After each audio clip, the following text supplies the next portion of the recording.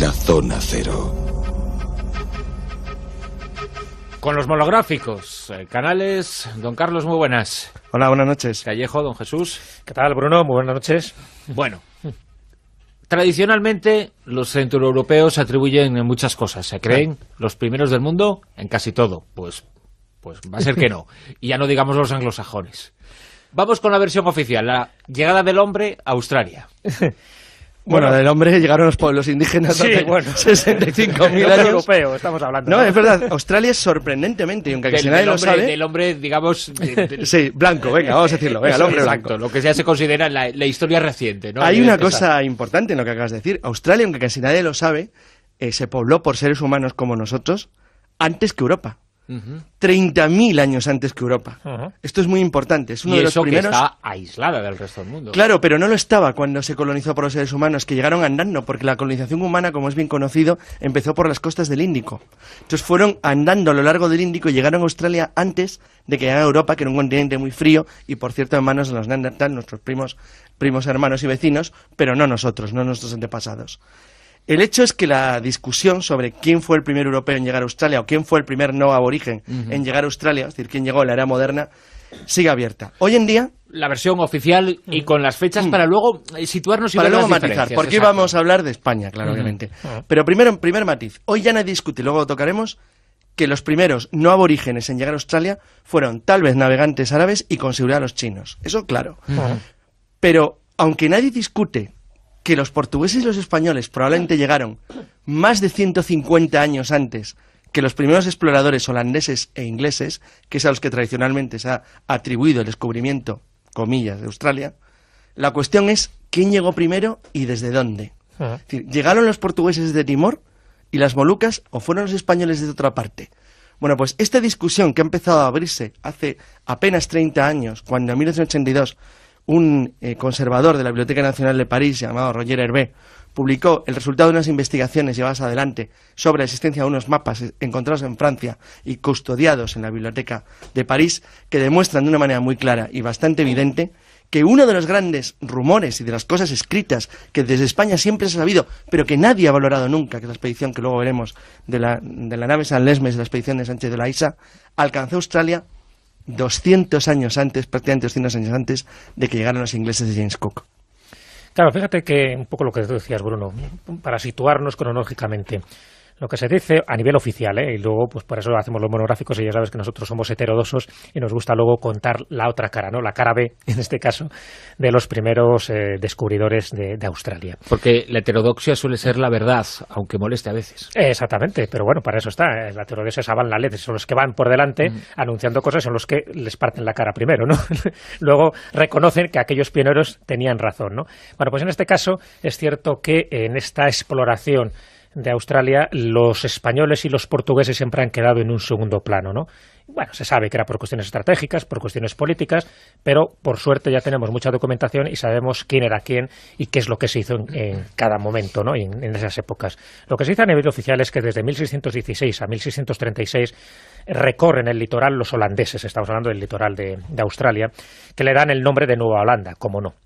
Y a partir de 1642 es cuando Tasman también explora aquellas zonas. Claro, y da nombre a la isla de Tasmania, efectivamente. Abel ¿no? Tasman, que era un gran navegante, pero no tiene que ver con lo que vamos a contar hoy. Y por último es cuando James Cook explora Nueva Zelanda y explora toda la costa sudeste de Australia en el año 1770. Es decir, que desde 1770 es cuando empiezan a surgir los mapas más precisos de toda esa costa australiana y siempre atribuyendo el mérito a James Cook, porque a los holandeses, según esta versión oficial, pues bueno, lo que hicieron fueron descubrirlo como tal, pero no hacer asentamientos permanentes ni tampoco hacer cartografías. Bueno, eso ya se da de tortas directamente con la cartografía que conocemos. Y esto es que son pruebas, porque no estamos hablando de leyendas ni de tradiciones, sino que hay cartas náuticas, cartas de navegación y cartografía pura y dura, donde aparece ya descrito parte de esa isla de Australia mucho antes. Estamos hablando de 200 o 250 años antes de que James Cook empieza a explorar esas costas. Una cuestión, porque no hemos hecho monográfico, lo que pasa es que hemos hecho muchísimas secciones contando algo parecido respecto a América, que sabemos en 1492 llegó Colón, y la llegada de Colón sabemos de forma fehaciente que no fue ni muchísimo menos la primera, sino que fue casi la última. Sin embargo, efectivamente, fue la que cambió la historia del curso de la humanidad, evidentemente. En el caso de Cook, podemos decir que aunque otros llegaran antes, lo que cambió la historia del continente y la historia de la relación del mundo occidental con la parte nueva del mundo descubierta, sin Cook no hubiera sido posible. Es verdad y no es verdad. Lo que cambia realmente, lo que decide a los británicos a ir pocos años después de la exploración de Cook a Botany Bay, que es donde crean la primera colonia penitenciaria y el primer asentamiento, es que pierden la guerra de independencia de Estados Unidos y se quedan sin un lugar donde mandar a sus presos. O sea, básicamente es eso. Entonces decidieron elegir un lugar lejano donde llevarse. Es como si ahora los mandas a Marte. Y ese lugar que eligieron era la costa sur de Australia. Y es verdad que la primera colonia penitenciaria australiana, que es de 1788, Australia acaba de hacer su bicentenario hace relativamente poco tiempo, surge aprovechando las exploraciones del navegante Cook. Eso es cierto. Es verdad que Inglaterra es el primer país que muestra el interés por colonizar un continente gigantesco y totalmente, aparentemente desértico y aparentemente poco interesante, y ese mérito lo tienen, no se lo quita a nadie. La cuestión es, ¿quién fueron los primeros que hubieran cartografiado correctamente la costa australiana y cuándo? ¿Fueron los holandeses anteriores a Abel Tasman y posteriores a Abel Tasman, incluyendo después a Cook? ¿O fueron otros? Es decir, ¿por qué está en mapas sin cartografías antiguas? Entonces, esto es lo que hoy queremos defender. Claro. ¿Y por qué? ¿Y qué pruebas tenemos? ¿Y qué solidez tienen? Y las pruebas son cada vez más fuertes. Bueno, ahora son ya demoledoras. El hecho cierto es que después de la navegación de Magallanes y Elcano, de la primera vuelta al mundo, España tenía entonces, por primera vez en la historia, una nación del mundo tenía un conocimiento real de cómo era nuestro planeta. La gran aportación del viaje de Magallanes es que demostró que los vientos, las corrientes del aire, se mueven de una manera razonablemente igual en todo el planeta y que por lo tanto pueden ser, la palabra exacta es domesticadas, es decir, podemos utilizarlas en nuestro beneficio para la navegación y por lo tanto que el gran descubrimiento que habían hecho los portugueses en el Atlántico en el siglo XV más o menos puede ser extrapolado a todas partes del mundo, de manera que de una manera rudimentaria nos abría la exploración a cualquier punto del planeta. Este monopolio global del mundo España lo mantuvo casi durante un siglo, junto con Portugal. Es verdad, éramos las únicas naciones que podíamos llegar a cualquier parte, porque eran las únicas que sabían cómo hacerlo. El caso es que la investigación del investigador francés del Conservador de la Biblioteca Nacional de París, que he citado, Roger Hervé, es que descubrió un mapa de mediados del siglo XVI que en 1546 Pierre de Sellier le había regalado al rey Enrique II de Francia. En ese mapa, que se conserva, Australia aparece a la perfección. Pero todos los nombres que aparecen en el mapa, incluyendo las banderas que lo representan, o son castellanas o son portuguesas. Entonces, eso llamó tanto la atención que Hervé inició una investigación que le aproximó, y estoy resumiendo mucho la historia, a la navegación de la expedición de García Jofré de Loaysa, que con 4 naves, en el año 1526, cruzó el estrecho de Magallanes, ya conocido y cartografiado por los españoles después de la navegación del Magallanes, que luego culminó el Cano, y que se adentró en el Pacífico siguiendo la misma ruta. Tras pasar el Cabo de Hornos, al que, por cierto, él hace derivar de la palabra Cabo de Hoces, ¿no? Lo cual es interesante, pues es que Hornos deriva teóricamente de la palabra del navegante holandés Horn, es decir, que fue el primero que lo giró, es decir, lo cruzó un tiempo después. El caso es que, en cualquier caso, cuando se adentraron en el Océano Pacífico las 4 naves españolas, una de ellas, un galeón, el San Lesmes, se perdió en el Atlántico Sur después de una tormenta tremenda y quedó separado del grueso de la flota, navegando en aguas desconocidas aproximadamente entre lo que hoy es la isla de Juan Fernández y Nueva Zelanda. Y desde entonces nunca se supo más de la San Lesmes. Sí, la historia que se ha reconstruido paso a paso de la San Lesmes es como los investigadores actuales empiezan a sostener, y esto es un trabajo como de piececitas, realizado no solo por Hervé, sino por muchos más escritores e investigadores, que muchos de ellos hicieron descubrimientos casuales que no atribuyeron en principio a nada, simplemente quedaron marcados como cosas raras, luego veremos cómo van encajando todas las piezas, hasta que alguien por fin ha empezado a reconstruirlas y parecen indicar que todo corresponde a lo mismo. Por ejemplo, y luego volveremos al asunto, en 1952, en un río de Nueva Zelanda, se encontró una espada española del siglo XVI con empuñadura de plata. ¿Qué hacía ahí? Entonces, cuando la encontraron, pues la catalogaron, la archivaron y quedó como un objeto casi un opar. Algo extraño. También se encontró un morrión español de hierro del siglo XVI en Nueva Zelanda. ¿Qué demuestra? Pues que llegaron españoles a Nueva Zelanda. Puede ser un barco perdido, como el caso de San Telmo en el siglo XIX en la Antártida. Puede ser algo de ese estilo. Pero si lo vas uniendo con otra serie de huellecitas y de pistas que han ido apareciendo, que como ahora veremos a lo largo de todas las costas australianas y de la propia Nueva Zelanda, se llega a una conclusión muy curiosa. Es que todos coinciden los objetos y los elementos en las mismas fechas. Es decir, es la San Lesmes. Un barco español navegó solo a lo largo de las costas de Nueva Zelanda, se internó en el país, navegó desde allí hasta Australia y luego veréis qué historia tuvo hasta su trágico fin en aguas cercanas a Timor años después. Fíjate que hay una teoría de un investigador australiano, Greg Jefferies, que él apuesta por esto, porque fueron los españoles los primeros que circunnavegaron un poco las costas de Australia. Hay otros que también abogan por la presencia portuguesa anterior, ¿no? Pero en el caso de Greg Jefferies es muy curioso porque desde el año 2002 ya viene un poco dando a entender que él tiene pruebas, le falta, en fin, la definitiva, como siempre suele ocurrir en estos casos, pero sí tiene pruebas dentro de una investigación que él está dirigiendo en las islas del este de Australia, porque según lo que le cuentan las personas, según lo que él ha descubierto en los archivos, en fin, según incluso una leyenda aborigen, ¿no?, que él ha recabado, que habla de un barco español que había llegado a estas tierras antes que el famoso Capitán Cook, por supuesto, pues todo eso le indica que después de estos 12, 13, 14 años que lleva buscando una especie de galeón español del siglo XVI, de principios del siglo XVI, que posiblemente, según él, venía de Acapulco, México. Entonces, bueno, pues toda esa trayectoria, esa travesía, es lo que hizo que se desviara de su lugar, tanto del sitio donde iba, a través de una tormenta, que hizo que arribara al final a unas de las costas del este de Australia. Y según él, este galeón español que cubriría la ruta de Filipinas a Acapulco, en el oeste de México, y que transportaría productos asiáticos, luego fueron encontrados en distintos yacimientos y luego en algún que otro pecio, por ejemplo, esto que comentaba Carlos, que aparecen espadas, que aparecen monedas, que aparecen objetos de un galeón español. Pero fíjate, de principios vamos a ir reconstruyendo la historia. De casualidad, en 1880 se encuentra en Nueva Zelanda, en el puerto de Wellington, se encuentra un casco, una borgoñota española del siglo XVI. Qué raro. Eso se conserva, está en el Museo de Te Papa, en Nueva Zelanda. Un ejemplo. 1. 2. Luego vamos a reconstruir la ruta. En 1836, en Nueva Zelanda también, en el distrito de Whangarei, en el norte, un reverendo encuentra un trozo de campana europea, también del siglo XVI. Queda archivado con otro miniopart. 2. 3. En Australia, en un sitio que se llama Cape Para, también en Nueva Zelanda, en Cape Para, en el año 82 se encuentra madera correspondiente a un barco, es decir, un barco que estaba hecho con roble europeo. 3. 4. Hemos hecho una pequeña recorrido por Nueva Zelanda. Nos vamos a Australia. En una zona donde dio navegar un barco de madera que se llama Denison Spit, en 1999 se encuentran restos también de roble europeo. 4. Un poquito más al norte se encuentran varios ejemplos a lo largo de la costa y también en el mar. Entonces ahora vamos a hacer una pequeña reconstrucción del viaje. La San Lesmes se separa por la tormenta, navega hacia Nueva Zelanda. En algún lugar de Nueva Zelanda alguien pierde una borgoñeta, un casco, un enfrentamiento con los nativos, un accidente, lo que sea. Y una de las campanas se pierde también en la costa norte. Se caería o se estropearía. El caso es que la nave siguió navegando hacia el sur de Australia, donde naufragó.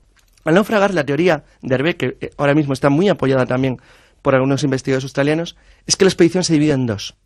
Una parte construyó con los restos de la embarcación una pequeña nave para ir costeando.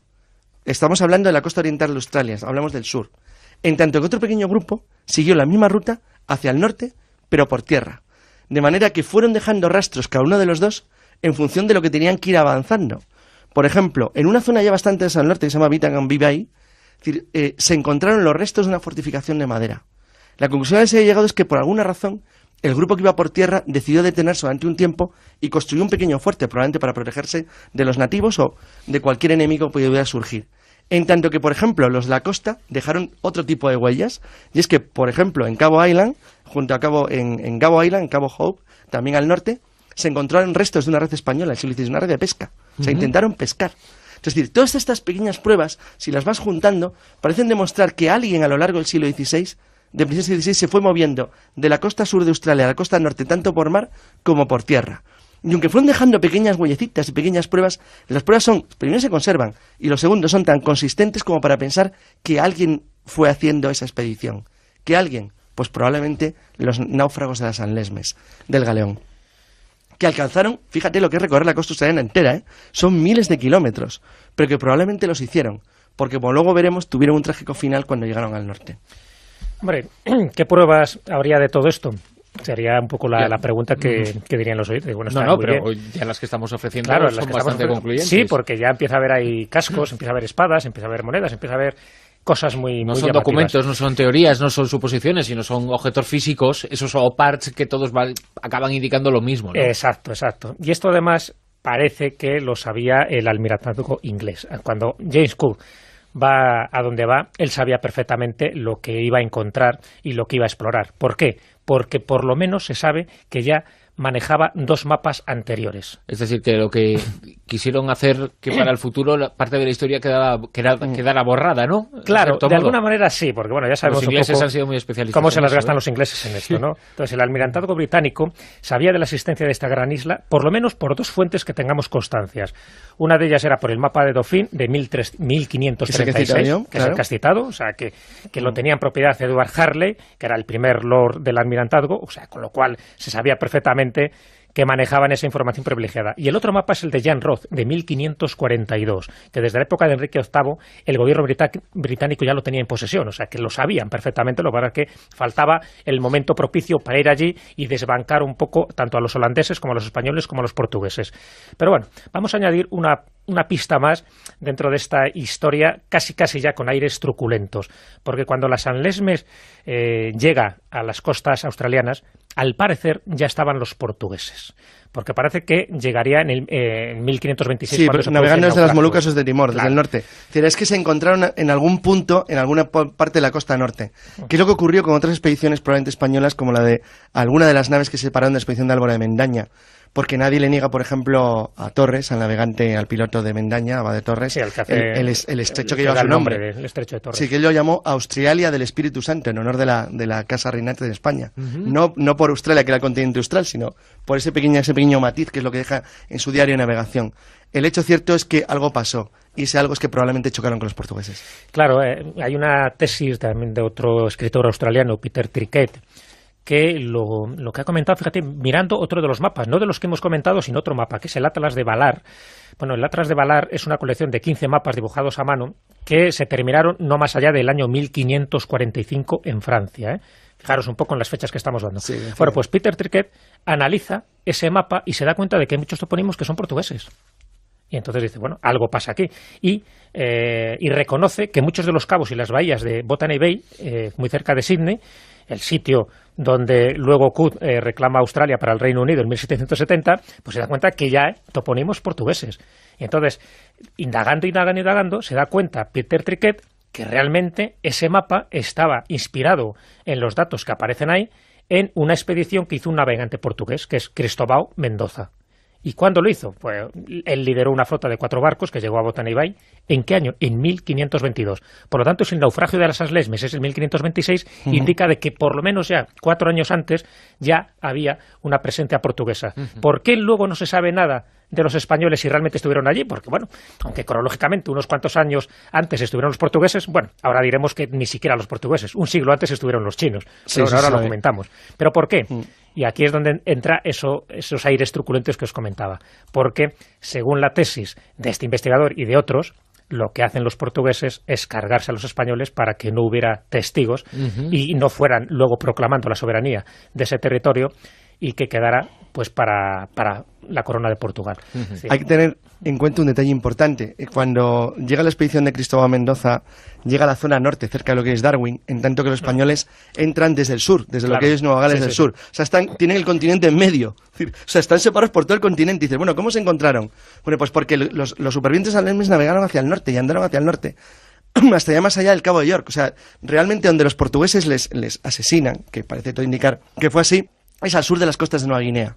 Es decir, muy al norte de la zona a la que originariamente llegó la San Lesmes. Y lo hicieron efectivamente, como dijo Jesús, para guardar un secreto. Los últimos apuntes antes de finalizar este monográfico, Jesús. Chinos. Exacto. Sí, ya hemos desbancado y destruido de la mejor forma posible la versión oficial. Hemos puesto a los españoles y a los portugueses 2 siglos antes en tierras de Australia, pero ni siquiera nosotros ni nuestros vecinos. ¿Cómo no? Los chinos. Si la tesis de Gavin Menzies, que tantas veces lo he mencionado aquí, es correcta, ¿no? Los chinos llegaron antes, y llegaron antes gracias al almirante Zheng He, ese gran almirante que le llaman el Colón chino, y llegó ni más ni menos que en 1418. Es decir, Zheng He, un poco sería lo que era la flota, que era gigantesca. Lo que pasa es que luego tenía esos capitanes que luego fueron por otras partes del mundo, y en concreto en 1421 es cuando Zhu Man, que sería uno de esos capitanes, ¿no?, que estaría al servicio de Zheng He, es el que llegaría a esas costas australianas y el que dibujaría esas costas australianas, que eso es importante. Luego ya, dentro de esa cronología, fíjate, estamos hablando de 1418, que serían avistadas como tal, en 1421, que llegarían los chinos efectivamente a poner su pie allí. Una prueba, fíjate, hace muy poco tiempo, en el año 2004, se produjo el hallazgo de una veintena de trozos de caoba roja en Australia, cerca de la costa, al sudeste de Victoria. Bueno, pues esta caoba roja es un material que no es originario de Australia. ¿Sabes de dónde es? De China. Es decir, ahí tienes una prueba de que los chinos posiblemente estuvieran mucho antes de esta confrontación que tuvieron los españoles y los portugueses. Y ya no digo cuando llegan los holandeses, y ya no digo cuando llega James Cook. Es decir, que habría que reescribir, como ves, una vez más la historia. Pero los chinos tienen menos mérito. Eran muchos y estaban más cerca. Así que nos lo quedamos nosotros. No, y desapareció toda su documentación. O sea que hay... Todo. Lo único es que, es verdad que así como los actuales investigadores no reconocen todas las investigaciones chinas que propone Menzies como correctas, sí que es cierto que nadie discute actualmente la presencia de chinos en Australia en el siglo XV. Es probable, es más que probable. Pero en cualquier caso, como ves, efectivamente, la mayor parte de lo que hicieron se perdió, pues nos quedamos los primeros. Jesús Callejo, Carlos Canales, como siempre, un enorme placer compartir este monográfico y descubrir que la historia hay que seguir escribiéndola todavía. Hay que seguir. Pues venga, me voy con la cava a otra parte.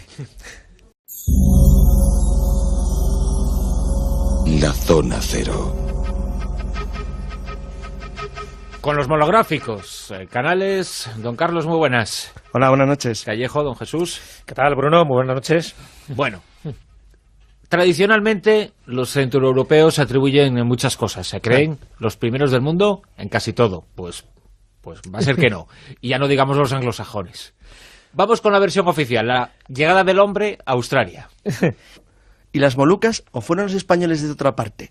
Bueno, pues esta discusión que ha empezado a abrirse hace apenas 30 años, cuando en 1982 un conservador de la Biblioteca Nacional de París, llamado Roger Hervé, publicó el resultado de unas investigaciones llevadas adelante sobre la existencia de unos mapas encontrados en Francia y custodiados en la Biblioteca de París, que demuestran de una manera muy clara y bastante evidente que uno de los grandes rumores y de las cosas escritas que desde España siempre se ha sabido, pero que nadie ha valorado nunca, que es la expedición que luego veremos, no, porque la colonización humana, como es bien conocido, empezó por las costas del Índico. Entonces fueron andando a lo largo del Índico y llegaron a Australia antes de que llegara a Europa, que era un continente muy frío y, por cierto, en manos de los Neandertal, nuestros primos hermanos y vecinos, pero no nosotros, no nuestros antepasados. El hecho es que la discusión sobre quién fue el primer europeo en llegar a Australia o quién fue el primer no aborigen en llegar a Australia, es decir, quién llegó en la era moderna, sigue abierta. Hoy en día... La versión oficial y con las fechas para luego situarnos y para ver luego las matizar, diferencias. porque Exacto. vamos a hablar de España, claro, obviamente.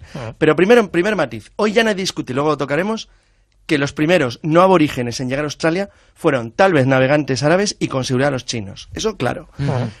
Pero aunque nadie discute que los portugueses y los españoles probablemente llegaron más de 150 años antes que los primeros exploradores holandeses e ingleses, que es a los que tradicionalmente se ha atribuido el descubrimiento, comillas, de Australia, la cuestión es quién llegó primero y desde dónde. Es decir, ¿llegaron los portugueses de Timor?